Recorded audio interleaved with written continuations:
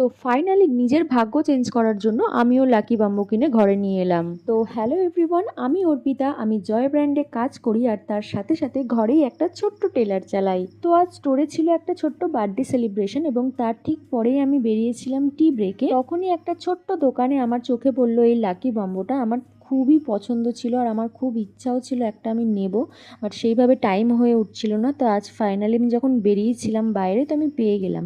আমি বারুইপুরের একটা local market থেকেই কিন্তু এটা কিনেছি। অনলাইনে দেখেছিলাম অনেকটাই দাম দেখাচ্ছিল, তো আমি লোকাল মার্কেট থেকে অনেকটা কম দামে কিনেছি। তো তোমরা গেস করতে পারো কতটা কম দাম নিতে পারে। তো ছুটির পরে ঘরে ফিরে ফ্রেশ হয়ে এক চুটকিতে ঘরটা গুছিয়ে নিলাম এবং তারপরে গাছটাকে ভালো করে ধুয়ে তাতে জল ভরে আমার ঘরের বিছানার পাশে আমি রেখে দিয়েছিলাম।